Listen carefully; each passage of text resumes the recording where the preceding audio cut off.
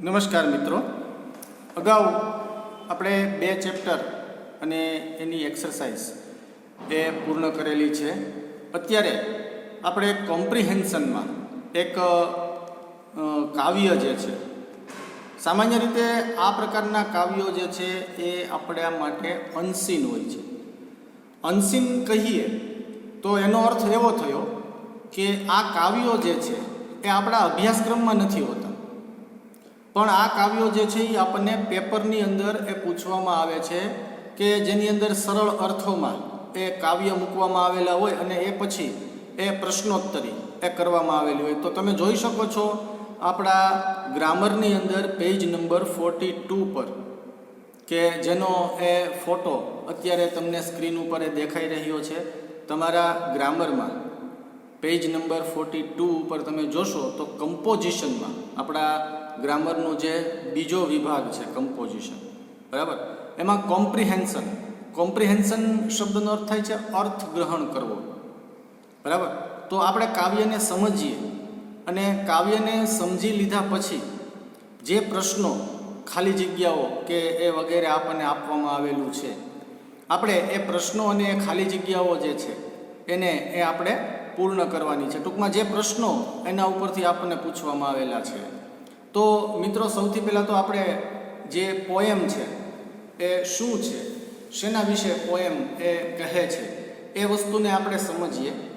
તો આપણને સૂચના એમ આપેલી છે કે કવિતાના આધારે પ્રશ્નોના ઉત્તર લખો, બરાબર ને. તો આપણે કંઈ સીધા તો પ્રશ્નોના જવાબ જે છે એ ન આપી શકીએ ને, કારણ કે આપણને કાવ્ય શું છે એ વસ્તુ તો હજી આપણે સમજેલી નથી. તો સૌથી પહેલાં પ્રશ્નોના જવાબ આપવા માટે થઈ અને આપણે કાવ્ય જે છે એને સમજવાનું છે. અત્યારે આપણને 2 એવા કાવ્ય જે છે આપવામાં આવેલા છે, જેની અંદર અત્યારે આપણે માત્ર આ એક પહેલું જે કાવ્ય છે એને સમજીએ અને પછી એના પ્રશ્નો અને એના જવાબ જે છે એ આપણે લખશું, બરાબર છે.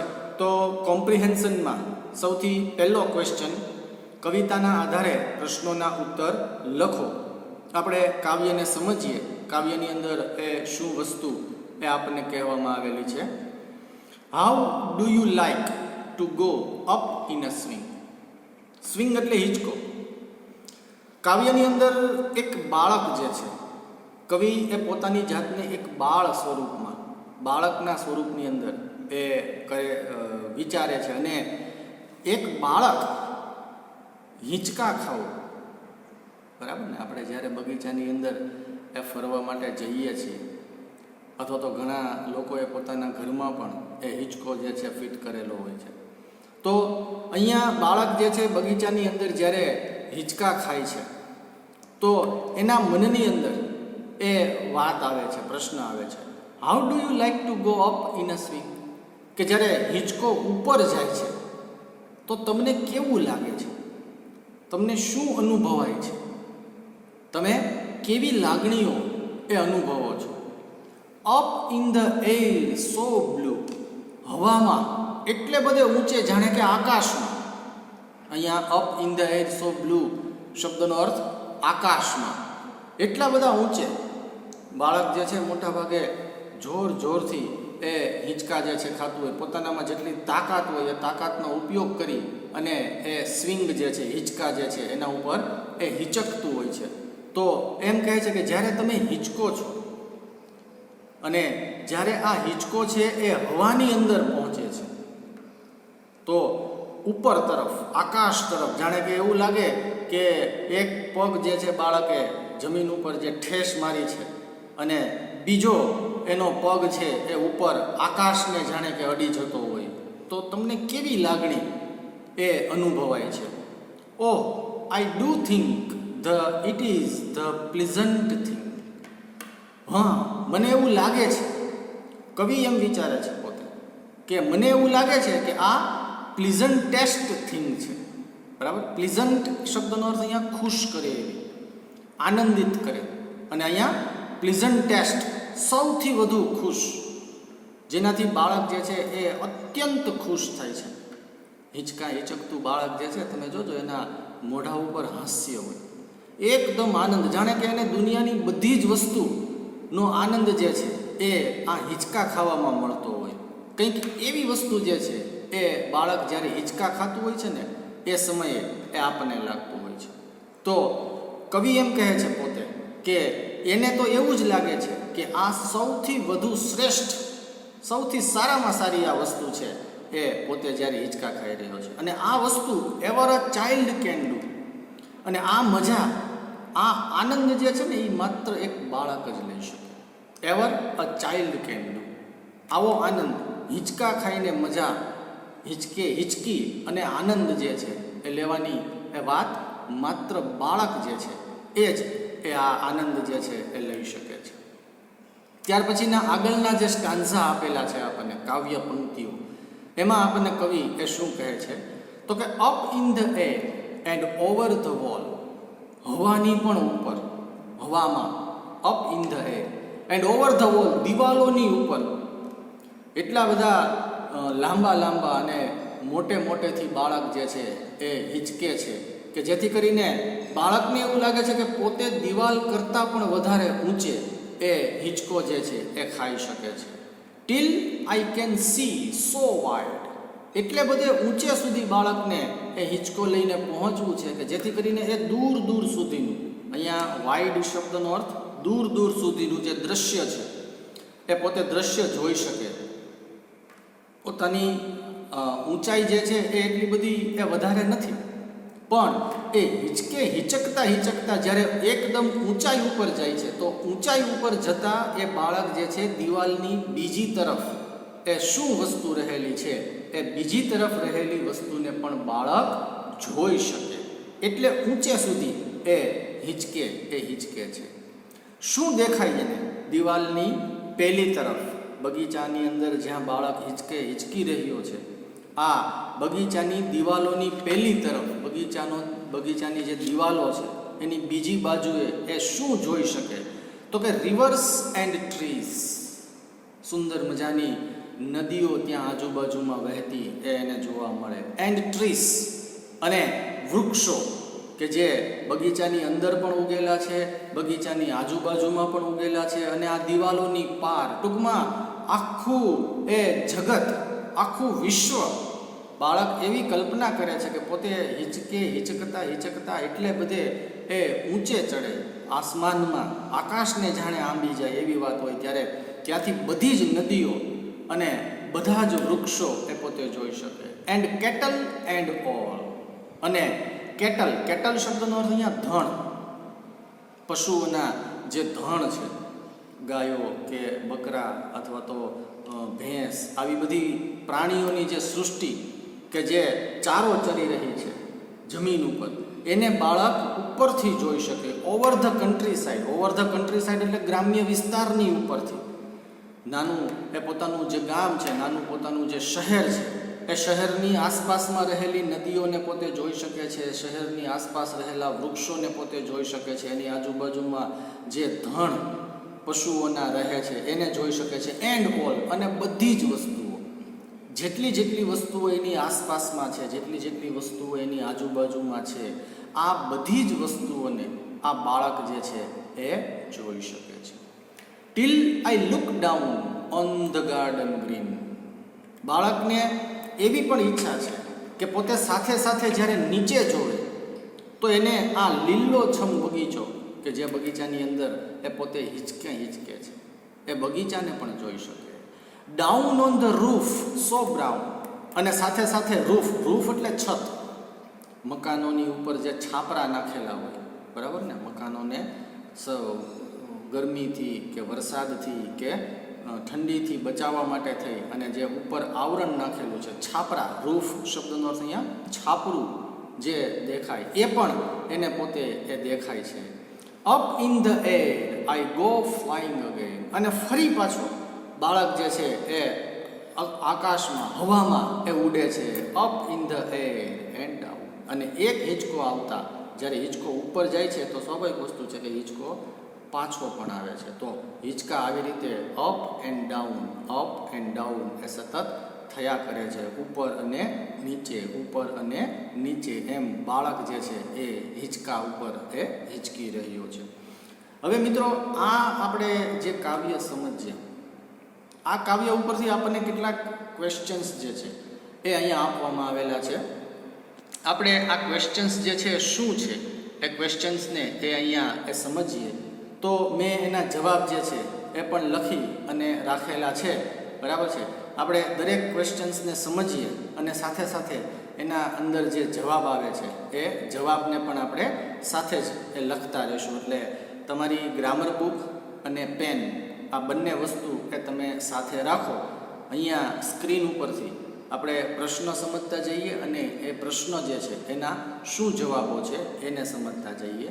તો સૌથી પહેલો ક્વેશ્ચન છે up in the air so blue means. બરાબર ને? Up in the air so blue means આનો અર્થ શું થાય? મીન્સ એટલે એનો મિનિંગ શું થાય? તો ઓપ્શન એ છે ધ સ્કાય, ઓપ્શન બી છે ધ સી અને ઓપ્શન સી એ આપવામાં આવેલું છે ધ લેન્ડ. બરાબર. તો આનો મિનિંગ શું થશે? Option A the sky. બરાબર છે. તો જવાબમાં આપણે લખી નાખશું એ પછી ધ સ્કાય. બરાબર ને? એ આપણે કાઉન્સમાં તે રાખશું કારણ કે ઓપ્શન એ છે. ત્યાર પછીનો ક્વેશ્ચન બીજો, એની અંદર આપણને પૂછવામાં આવેલું છે the child seas over the country side. બાળક ગ્રામ્ય વિસ્તારમાં એ જ્યારે હિંચકો એનો ઉપર ચડે છે તો એ શું જુએ છે? તો એમાં ઓપ્શન એ છે walls and houses, option B છે રિવર્સ, ટ્રીસ એન્ડ કેટલ અને ઓપ્શન સી છે ગાર્ડન એન્ડ રૂફ. બરાબર. તો ગ્રામ્ય વિસ્તારમાં જ્યારે હિંચકો બાળકનો એ આકાશ તરફ જાય છે, ઉપર ચડે છે તો બાળકને શું દેખાય? તો આપણે એમાં જવાબ લખેલો છે option B rivers, trees and cattle. બરાબર. તમે પણ એ રીતે જવાબ છે એ સાથે સાથે લખતા રહેજો. ત્યાર પછીનો ત્રીજું છે when the child looks down. જ્યારે બાળક એ નીચે જોવે છે, હિંચકો ઉપર હોય છે અને બાળક જ્યારે ત્યાંથી નીચે જોવે છે, હી સીસ તો એને દેખાય છે. શું દેખાય છે? Option A rivers and trees, option B clouds અને option C garden and roof. તો શું દેખાય છે બાળકને ત્યાંથી? બગીચો અને છત. બરાબર ને? Green garden and brown roof. આ બે શબ્દો જે છે આપણને કાવ્ય પંક્તિની અંદર સ્ટાન્ઝાસ જે આપવામાં આવેલા છે એમાં લાસ્ટ સ્ટાન્ઝામાં તમે જુઓ તો પહેલી બે પંક્તિઓમાં આ વસ્તુ જે છે આપણને ખ્યાલમાં આપવામાં આવેલો છે. તો આપણે એમાં લખશું option C garden and roof. ત્યાર પછીનો question number 4 the child is sitting on a. બાળક શેના પર બેઠેલું છે? Option A camel, option B roof કે ઓપ્શન સી સ્વિંગ. યસ, હિંચકા પર બેઠેલું છે. તો આપણો જવાબ આવશે ઓપ્શન સી સ્વિંગ. અને ત્યાર પછી પાંચમો ક્વેશ્ચન કે જેમાં આપણને 3 એ ખાલી જગ્યાઓ કમ્પ્લીટ કરવાની કીધી છે. આપણને એમાં કીધું છે write the rhyming words. Rhyming શબ્દનો અર્થ અહીંયા પ્રાસ મળવો. જે કાવ્ય હોય, કોઈ ગીત હોય, કોઈ ભજન હોય તો તમે જોજો કે એના છેલ્લા 2 શબ્દો હોય. બરાબર ને? પહેલી લીટીનો છેલ્લો શબ્દ અને બીજી લીટીનો છેલ્લો શબ્દ, અથવા તો પહેલી લીટીનો છેલ્લો શબ્દ, ત્રીજી લીટીનો છેલ્લો શબ્દ. આ રીતે પ્રાસ મળતા હોય. એના અક્ષરો છે ને અમુક એ છેલ્લા એ એક સમાન થતા હોય. ઘણી બધી વખત એક શબ્દ સમાન થતો હોય, ઘણી બધી વખત એક અક્ષર સમાન થતો હોય. બરાબર. ઘણી બધી વખત 2 શબ્દો જે છે એક સરખા થતા હોય. તો આ વસ્તુને રાઇમિંગ એ કહેવામાં આવે છે. બરાબર. જ્યારે પ્રાસ મળતો હોય. બરાબર ને? લગભગ બધા જ ભજનો કે ગીત કે કાવ્યો જે છે એની અંદર આવી રીતે પ્રાસ જે છે એ મળતો હોય છે. તો અહીંયા આપણને એવા પ્રકારના કેટલાક શબ્દો આપેલા છે કે જેના જવાબ આપણે કાવ્યમાંથી એ ગોતવાના છે. બરાબર. તો આપણને સૌથી પહેલો એ શબ્દ આપેલો છે સ્વિંગ. તો કાવ્યની અંદર તમે જુઓ તો સ્વિંગની સાથે પ્રાસ મળતો હોય એવો એની પછીની ત્રીજી લાઈનમાં એક શબ્દ છે થિંગ. બરાબર ને? તો સ્વિંગ, થિંગ. છેલ્લો અક્ષર છે એ સમાન થયો, સ્વિંગ અને થિંગ. બરાબર ને? તો આપણે ત્યાં જવાબ લખશું થિંગ. એવી જ રીતે બીજો એ શબ્દ આપણને આપવામાં આવેલો છે ડાઉન. બરાબર. તો ડાઉન જે શબ્દ આપવામાં આવેલો છે એ ડાઉન શબ્દની સાથે પ્રાસ મળતો એ શબ્દ કયો આવશે? તો એની અંદર આવશે બ્રાઉન. બરાબર, ડાઉન શબ્દ જે છે એની સાથે પ્રાસ મળતો એ શબ્દ છે બ્રાઉન. બરાબર, તો ડાઉન, બ્રાઉન. અને સૌથી છેલ્લો એ સીમાં આપણને આપેલો છે વોલ. બરાબર, તો વોલ શબ્દ જે છે એની સાથે પ્રાસ મળતો એ શબ્દ આપણે લખીએ ઓલ. બરાબર, વોલ, તો એની સાથે પ્રાસ મળતો શબ્દ એ ઓલ લખીએ. તો મિત્રો આવી રીતે આપણને કોમ્પ્રિહેન્શનમાં, અર્થગ્રહણમાં આ એક પ્રકારના કાવ્યનો પ્રશ્ન પૂછાયો છે. હવે એ જ પ્રકારનો એક બીજો પ્રશ્ન છે. આપણે પોએમ બીજી જે છે એ અત્યારે નથી સમજવાની, એટલા માટે એ આપણે અત્યારે સ્કીપ કરી દઈશું. એ આપણે નેક્સ્ટ એ જ્યારે આપણે પાછું સમજશું ત્યારે પાછું આ વસ્તુ જે છે એ લેશું. અને ત્યાં સુધીમાં મને એવી અપેક્ષા પણ છે કે તમે લોકો જે છે એ અહીંયા એ ત્યાં સુધીમાં આવી ગયા હશો. બરાબર છે. તો એ પછીનો ક્વેશ્ચન નંબર 2 તમે જુઓ. ક્વેશ્ચન નંબર 2 ની અંદર આપણને આપેલું છે નીચે આપેલા ગ્રાફને આધારે ખાલી જગ્યા પૂરો. જો આ એક પ્રકારની નોન વર્બલ માહિતી છે કે જેને આપણે વર્બલમાં કન્વર્ટ કરવાની છે ખાલી જગ્યાઓના આધારે. ઘણી બધી વખત આમાં પ્રશ્નો પણ પૂછાય છે. બરાબર, પણ અત્યારે આપણને એમ જ સૂચના છે કે ખાલી જગ્યાઓ આપણે કમ્પ્લીટ કરવાની છે. બરાબર, fill in the blanks using the graph. ગ્રાફનો ઉપયોગ કરી અને જે ખાલી જગ્યાઓ આપણને આપવામાં આવેલી છે, જે પ્રશ્નો આપણને પૂછવામાં આવેલા છે, આપણે એના જવાબ આપવાના છે. તો પ્રશ્નને જોતા પહેલાં સૌથી પહેલાં તો આપણે આખા ગ્રાફને સમજવો પડે કે આ ગ્રાફ શું છે, કેવી રીતે બનેલો છે, શેના માટેનો છે, શું માહિતી આપે છે. તો આપણે જોઈએ ને તો ગ્રાફની અંદર લખેલું છે ઇલેક્શન્સ ફોર સીઆર. બરાબર ને, સીઆરની ચૂંટણી જે થઈ એ વસ્તુની માહિતી. ઇલેક્શન શબ્દનો અર્થ ત્યાં ચૂંટણી. બરાબર, સીઆરના ચૂંટણી જે થઈ એના માટેની માહિતી જે છે આપણને આપવામાં આવેલી છે. તમે જુઓ, ડાબી બાજુએ 0 થી લઈને 35 સુધીના અંક લખેલા છે. 0, 5, 10, 15, 20, 25, 30 અને 35. એવી જ રીતે નીચે આપણને ડાબેથી જમણે 3 નામ આપવામાં આવેલા છે. સૌથી પહેલું નામ છે રાજવી, બીજું નામ છે મિતુલ અને ત્રીજું નામ છે સોનલ.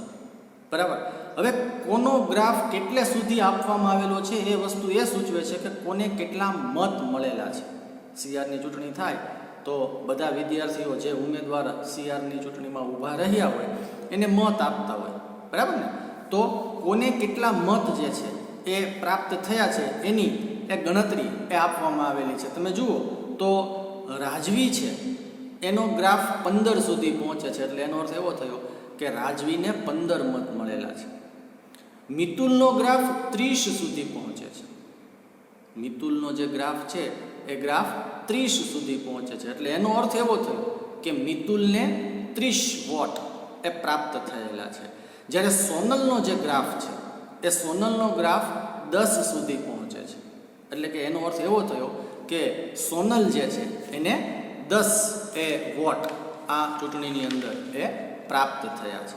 હવે આના આધારે આપણને જે ખાલી જગ્યાઓ આપવામાં આવેલી છે, હું ખાલી જગ્યા તમારી સ્ક્રીન ઉપર લઉં છું. બરાબર, આપણે હવે આ ખાલી જગ્યાઓ જે છે એ અહીંયા કમ્પ્લીટ કરવાની છે. તો એમાં સૌથી પહેલી ખાલી જગ્યા છે blank has got the highest number of watts.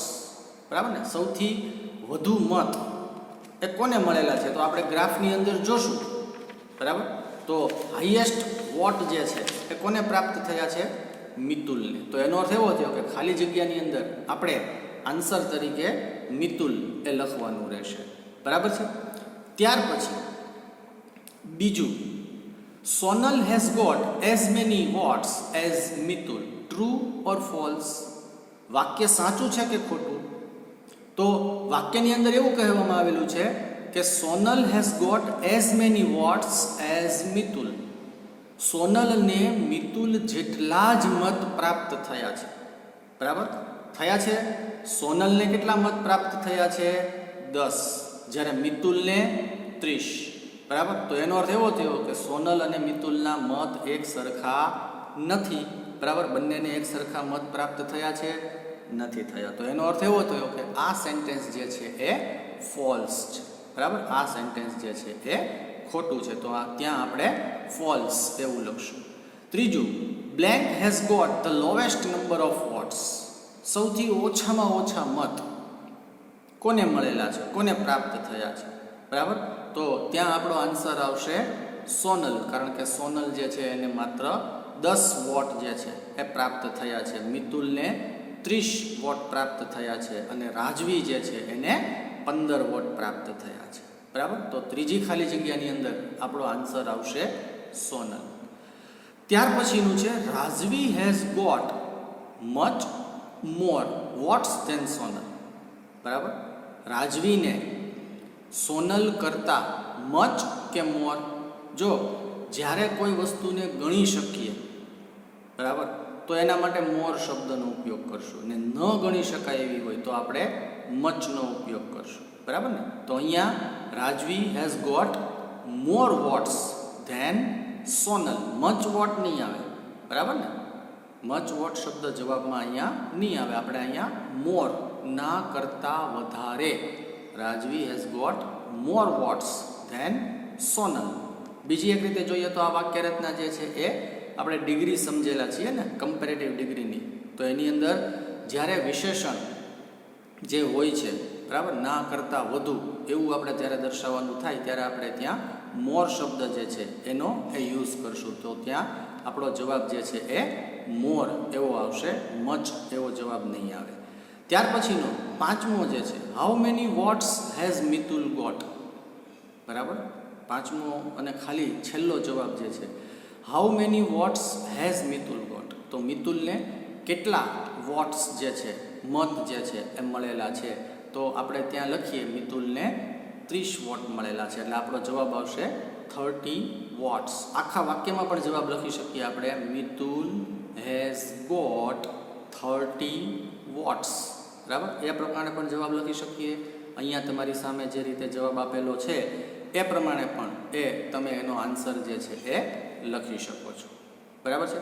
તો મિત્રો અહીંયા આ પ્રકારે આપણે આજે કોમ્પ્રિહેન્શનમાં કમ્પોઝિશન ચેપ્ટર જે આપણો ગ્રામરનો બીજો ભાગ છે એ બીજા ભાગના કોમ્પ્રિહેન્શનમાં આજે આપણે ક્વેશ્ચન નંબર 1 કાવ્યના આધારે પ્રશ્ન અને તેના જવાબ, અને ક્વેશ્ચન નંબર 2 ગ્રાફને આધારે ખાલી જગ્યાઓ જે છે એ આજે આપણે કમ્પ્લીટ કરી છે.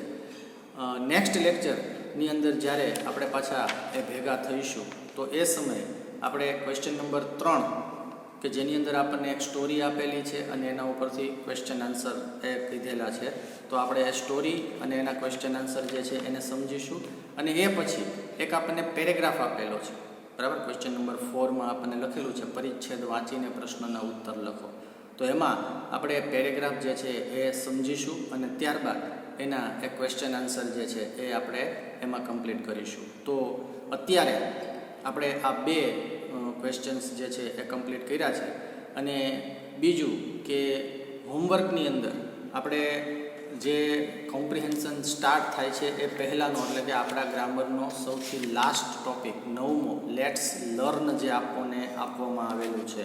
તો આ લેટ્સ લર્નની અંદર તમે જુઓ ને તો આપણને ક્રિયાપદના રૂપ આપેલા છે અલગ અલગ, બરાબર. તમારા ગ્રામરની અંદર પેજ નંબર 36 તમે અત્યારે ખોલો તો તમને ખ્યાલ આવશે કે લેટ્સ લર્ન નામનું ચેપ્ટર જે છે 9મું, કે જે આપણને કેટલાક ક્રિયાપદના સ્વરૂપો આપેલા છે. તેમાં ઇન્ફિનિટિવ એટલે કે ક્રિયાપદનું મૂળ રૂપ, ત્યાર પછી ભૂતકાળનું એટલે કે પાસ્ટ ટેન્સનું રૂપ, અને ત્યાર પછી ભૂતકૃદંતનું એટલે કે પાસ્ટ પાર્ટિસિપલનું. એમ આપણને 3 સ્વરૂપો જે છે એ એની અંદર આપવામાં આવેલા છે જે અનિયમિત છે, બરાબર ને. એવા બધા જ સ્વરૂપો એ અહીંયા આપણને આપવામાં આવેલા છે. તો આ સ્વરૂપોને આપણે રોજ પાકા કરીએ. આપણે સ્ટાર્ટિંગમાં 1-2 વખત એ વસ્તુની વાત થઈ હતી કે રોજ નવા 3 શબ્દો તો ઓછામાં ઓછા આપણે પાકા કરવા જ દે. તો મિત્રો તમારી પાસે ગ્રામર બુકની અંદર આ સુવિધા છે, બરાબર. તો આ સ્પેલિંગ આપણે વાંચીએ, એને લખીએ અને એને પાકા કરીએ. માત્ર વાંચી લેવાથી આ સ્પેલિંગ્સ જે છે એ આપણને આવડી નહીં જાય, આપણને યાદ નહીં રહે. એટલે આપણે એવો આગ્રહ રાખીએ કે દરેક સ્પેલિંગને ઓછામાં ઓછા 5 વખત એનો સ્પેલિંગ, એનો ઉચ્ચાર અને એનો અર્થ જે છે એ લખીએ, કે જેથી કરીને સ્પેલિંગ આપણે વ્યવસ્થિત રીતે યાદ રાખી શકીએ અને આપણને જ્યારે જરૂર પડે ત્યારે એનો સ્પેલિંગ, ઉચ્ચાર અને અર્થ જે છે એ આપણે સારી રીતે લખી શકીએ. તો મિત્રો અત્યારે આપણે અહીંયા આટલી વાત જે છે એ સમજી અને આજનો લેક્ચર જે છે એને પૂરો કરીએ છીએ. નેક્સ્ટ લેક્ચરમાં આપણે આ જ વિભાગમાં આગળ વાત કરીશું.